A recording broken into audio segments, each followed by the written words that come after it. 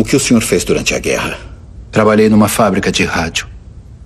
O que realmente fez durante a guerra? Estou sentado numa delegacia acusado de pagar um jovem para tocar no meu pênis e você vem me perguntar se máquinas podem pensar. E aí, elas podem? Está prestando atenção? Esse matemático foi a peça-chave para vencerem os nazistas na Segunda Guerra, mas no final foi condenado à castração química. Sabe o porquê? Simplesmente porque ele era homossexual.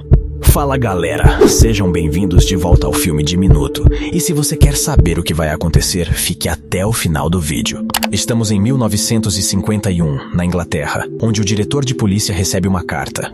Alan Turing foi roubado, polícia de Manchester investiga. Vemos dois policiais entrando em uma casa. Eles são o detetive Nock e sargento Stihel. Estão ali para investigar um roubo e são recebidos pelo dono da casa, Alan. O homem os trata com desprezo e diz para irem embora. Eles vão, mas do lado de fora os policiais conversam. Acho que Alan Turing está escondendo alguma coisa. Voltamos no tempo para 1939, quando a guerra é declarada. Alan pega um trem e vai até uma antiga fábrica de rádios. Chegando lá, ele espera em uma sala até que um homem fardado entra. Se trata do comandante Denniston. Descobrimos que Alan está ali para uma entrevista de emprego para servir ao governo britânico. O comandante pergunta por que Alan deseja servir ao exército e ele responde que não deseja. Denniston então começa a dispensá-lo. Quando ele está prestes a ser mandado embora, ele fala algo que faz o comandante parar. Boa viagem de volta para Cambridge, professor. Enigma. O senhor me chamou? Alan explica que sabe sobre o trabalho. O governo está tentando desvendar uma máquina de códigos nazista, a Enigma. Ele, como matemático, se interessa em resolver problemas, e este seria o maior problema do momento. Denniston afirma que é impossível decodificar a máquina, mas Alan insiste para que tenha uma chance. Agora estamos em uma sala do governo britânico com Alan, Denniston e mais 5 homens. O comandante explica que os alemães trocam mensagens codificadas que podem ser interceptadas, mas não entendidas. Para decifrar as mensagens, é necessário uma máquina. Eles até têm uma, mas colocar as mensagens na máquina não é suficiente. Isso porque todos os dias à meia-noite, o exército nazista muda as configurações. A primeira mensagem é interceptada às 6 da manhã. A partir daí, os decodificadores têm sempre 18 horas por dia para decifrá-la antes que as configurações mudem e o processo recomece. Entendendo isso, um dos homens, Hugh, diz que são mais de 150 milhões de configurações possíveis por dia. Ele é apresentado pelo comandante como responsável pela equipe. Alan se nega e diz que não trabalha em equipe, pois teme que o time atrapalhe o seu avanço. Neste momento, conhecemos Stewart, diretor da 6ª Divisão de Inteligência Britânica. Ele entra na sala e diz que se Alan não for trabalhar em equipe, então ele não trabalhará ali. Morreu mais um. Essa guerra que o comandante Denniston tem falado, não estamos ganhando. Quebre o código e nós teremos uma chance. Vemos a equipe reunida em sua sala. Eles decidem fazer uma pausa para um almoço em grupo, mas Alan não vai. Ele diz estar trabalhando em uma máquina que será capaz de decodificar as mensagens alemãs instantaneamente. Outro dia, Alan se dirige ao comandante com uma reclamação. Ele diz que seu pedido de financiamento de peças para a máquina que está construindo foi negado. Denniston responde que a má relação dele com o restante da equipe não o ajuda a progredir e que se deseja fazer uma queixa, que marque um horário. Alan diz não precisar de uma queixa, mas sim de 100 mil libras para sua máquina. O comandante mantém a negativa para o pedido de Alan. Ele retruca, perguntando quem comanda Denniston, que prontamente responde, Churchill, dizendo que Alan pode entrar em contato com o primeiro-ministro se quiser. O professor então tenta contato com o primeiro-ministro enviando uma carta por Stewart. Dias depois, toda a equipe está reunida na sala do comandante quando recebem uma notícia. O Churchill colocou o Alan no comando. Essa é uma péssima ideia. Não. Quer dizer... Alan descobre que agora pode dar ordens, e então sua primeira medida é demitir 2 dos membros da equipe. Os 2 jovens demitidos e o restante da equipe vão embora dali. Mais uma vez, a equipe está reunida e decidem que precisam de novos integrantes. Alan providencia que um jogo de palavras cruzadas seja colocado no jornal e faz um anúncio. Quem resolvê-lo em menos de 10 minutos deve ligar para um número de telefone e ganhará direito a uma oportunidade de emprego incrível. Algum tempo depois, Alan e Stewart estão organizando uma atividade para quem conseguiu resolver as palavras cruzadas. O professor está dando as instruções para os candidatos quando uma moça entra pela porta.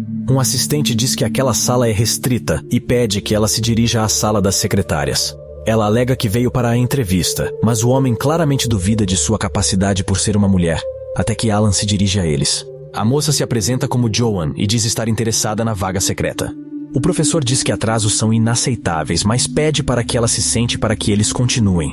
Ele termina as instruções e ordena que os candidatos comecem a resolver o jogo. Enquanto os candidatos tentam, Stewart pergunta a Alan se é possível vencer o jogo em menos de 6 minutos, e ele diz que levou 8 para solucionar. Neste momento, alguém levanta a mão. Já terminou? Sim. Joan leva seu teste até eles e descobre que concluiu em menos de 6 minutos. O teste termina e apenas Joan e um outro homem recebem as boas-vindas de Stewart ao serviço britânico. Ele informa que esse é um trabalho super secreto e que se falarem sobre o que farão ali, serão executados por traição. Joan então pergunta o que eles realmente farão. Vamos quebrar um código nazista inquebrável e vencer a guerra. Vemos as peças da máquina de Alan chegando à fábrica de rádios. Hugh chega ali acompanhado do homem que foi aprovado, mas sem Joan. Então Alan sai em busca dela. Joan está entrando em casa quando ouve a voz de Alan conversando com seus pais. Eles saem da mesa e Joan serve um chá a Alan, que lhe pergunta o motivo dela não ter ido ao trabalho. Ela responde que não pode aceitar a oferta e argumenta que ocupar o cargo seria inapropriado por ser mulher e lá ser um lugar onde estaria cercada de homens. Percebemos que os pais de Joan estão ouvindo. O professor então muda de postura, inventando que há um grupo de secretárias e que Joan pode morar na residência delas. Ao se despedirem, Joan faz uma pergunta. Por que está me ajudando? Às vezes, aquela pessoa que ninguém espera é a mesma pessoa que faz coisas que ninguém consegue imaginar. De volta a 1951, vemos o detetive Nock no telefone. Ele está tentando acessar os dados de Alan, mas descobre que são confidenciais. Não satisfeito, ele falsifica uma autorização e solicita os dados de serviço do matemático. Momentos depois, Nock está de volta à sede da polícia. Ele entrega uma pasta vazia ao seu superior e eles concluem que os registros de guerra de Alan não existem porque alguém os apagou. Ambos conversam sobre o que pode estar havendo e levantam a possibilidade do professor ser um agente soviético. Voltando a 1940, Joan chega à fábrica de rádios. Ela avista Alan e eles se cumprimentam. No laboratório da equipe, agora são meia-noite e o alarme dispara novamente. O código nazista acabou de mudar e mais um dia de trabalho foi perdido. Hugh se estressa, começa a reclamar da máquina de Alan e parte em sua direção. Eles começam a discutir até que Hugh se enfurece e arremessa algo, mas antes que a situação piore, os outros homens interferem. Um deles é Peter, que começa a dizer a Alan que enquanto eles estão ali vendo os dias passarem, existem pessoas como seu irmão, fazendo a diferença na guerra. Mais tarde, Alan esconde alguns papéis pelo corpo e sai da fábrica. Ele chega a uma casa e começa a chamar por Joan enquanto arremessa pedras no vidro. Até que ela aparece e ele entra pela janela. Eles começam a conversar, e Alan espalha pelo chão os papéis que pegou da fábrica. São mensagens decodificadas do alto escalão nazista. Ele explica que o que interessa é a relação entre a mensagem codificada e o que ela realmente significa, e pede a ajuda de Joan. Dá pra achar uma pista aqui que possamos usar no Christopher? Quem é Christopher? Ele é minha máquina. O professor diz que o que ele está criando é uma máquina universal, capaz de resolver qualquer problema. Alguns dias depois, quando Alan chega à fábrica, vê sua mesa sendo revistada por soldados. Ele esperneia, mas o comandante Denniston alega que há um espião soviético ali e mostra uma carta criptografada destinada a Moscou que foi interceptada. Alan identifica que foi usada uma cifra Bill, mas diz não ter nada a ver com isso. Os soldados não encontram nada na mesa de Alan, então Denniston o ameaça e vai embora dali. Momentos depois, enquanto Alan está arrumando a máquina, Joan chega. Ela diz que soube do ocorrido e tem uma ideia que pode animá-lo. Eles vão a um bar e, coincidentemente, o resto da equipe aparece. Joan os cumprimenta mesmo sem Alan concordar e o explica algo. Alan, se quer mesmo resolver seu quebra-cabeças, então vai precisar de toda a ajuda que puder ter. E eles não vão ajudar se não gostarem de você. No dia seguinte, Alan chega ao laboratório com uma maçã para cada um dos membros da equipe. Ele diz que Joan mencionou que seria legal se ele levasse algo para eles, e então Alan decide contar uma piada, que faz o time rir. O tempo passa, e Alan e Joan estão fazendo um piquenique. Hugh se aproxima com uma ideia sobre como tornar a máquina 100 vezes mais rápida. Alan gosta da ideia, mas não tem jeito para agradecer, então Hugh rouba seu sanduíche. Eles parecem estar começando a se entender. A máquina é ligada pela primeira vez. O tempo passa e, um dia na sala do comandante, ele e um rapaz comentam que a máquina segue ligada, mas sem nenhuma novidade. Quando Alan os vê chegando na fábrica, ele decide fechar a porta. Denniston ameaça derrubar a porta e assim o faz. Ele entra com alguns soldados na fábrica e ordena que a máquina seja desligada. Alan diz que a máquina ainda estava processando, mas o comandante o despreza e anuncia sua demissão. Quando ele pede para que os soldados escoltem o professor até a saída, alguém surge. Por favor, escoltem o Sr. Turing até a saída. Não. Como é que é? Hugh e os outros homens que trabalham com Alan dizem que se o comandante demitir Alan, deverá demiti-los também. Ele então pede um tempo. Hugh pede a Denniston o prazo de 6 meses para conseguirem algum progresso, senão voltam a fazer as coisas do jeito antigo. Denniston lhes dá 1 mês e ordena que soltem Alan. Agora estamos no bar, onde a equipe está reunida. Alan e Hugh conversam. Hugh diz saber que Alan não é o espião, pois desvendou a carta criptografada. Além de ser simples demais para ser de Alan, ela traduzia um versículo bíblico.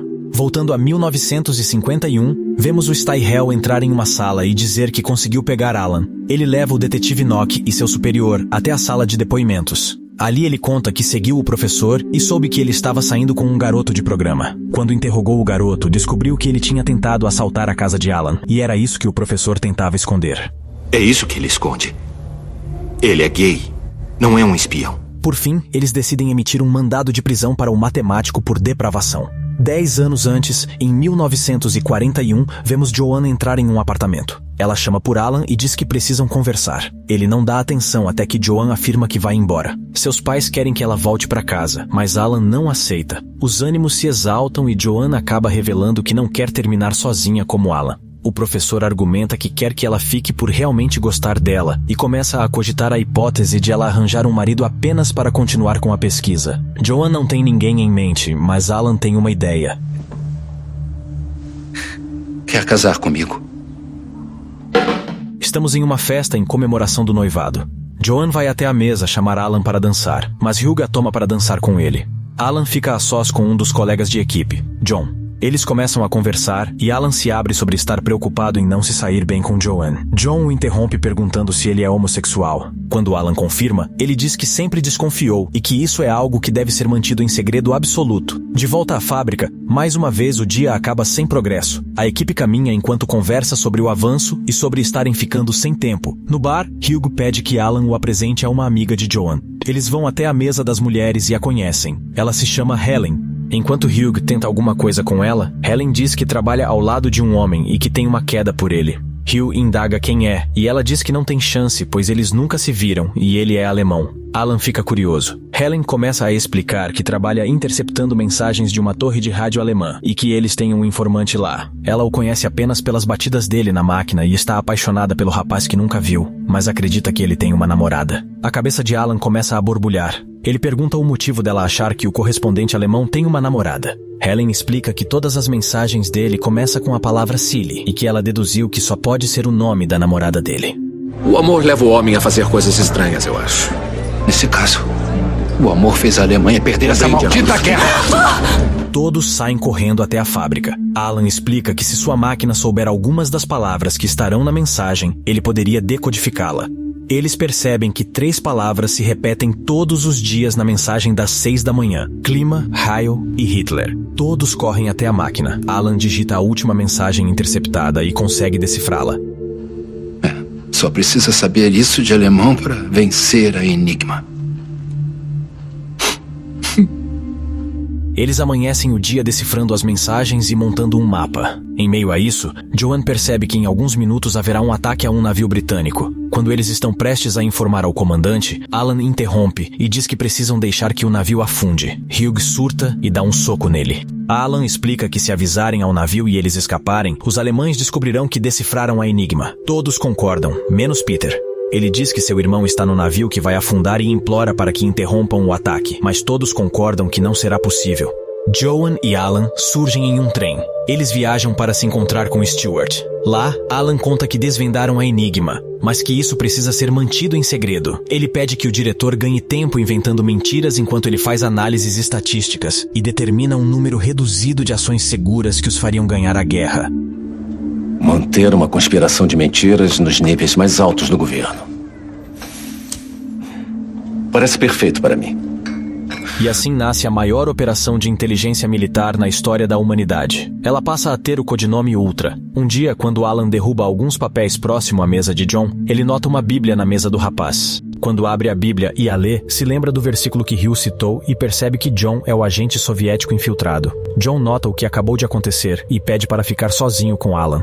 Ele ameaça o professor e fala que se Alan contar o seu segredo, ele revelará que Alan é homossexual, acabando com a sua vida. Chegando em seu apartamento, Alan vê Stewart em seu quarto vasculhando alguns papéis. O diretor diz que Joan está em uma prisão militar por guardar interceptações decodificadas e que Denniston estava certo em procurar por um espião durante esse tempo todo. É nesse momento que Alan abre a boca e revela que John é o espião.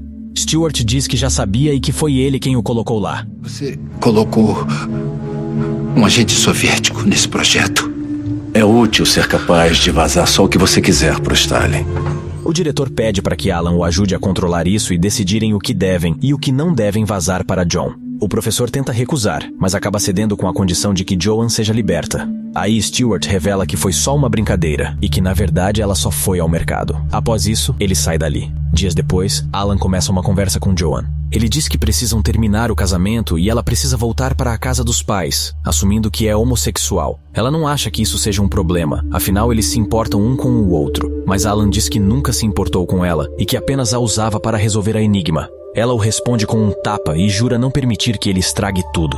Enfim, chega o dia em que a guerra termina. A equipe está reunida em uma sala de reunião. Stewart diz que antes que o serviço seja concluído, lhes resta uma tarefa: queimar tudo. Esse foi um trabalho super secreto, e de agora em diante eles devem agir como se aquilo jamais tivesse acontecido. Os anos seguem até que o detetive Nock recebe um jornal. A notícia estampada é de um professor de Cambridge que foi condenado por indecência, e abaixo está a foto de Alan.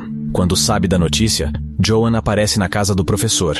Ela diz que poderia ter testemunhado em seu favor e evitado isso. Joan percebe ele trêmulo, chegando até a derrubar uma xícara e não entende o porquê disso. O professor então explica que optou por tratamento hormonal como sua pena para o curar de suas preferências sexuais. Joan se revolta. Alan continua afirmando que está bem e que nunca esteve sozinho, desabando em choro enquanto fala de sua máquina.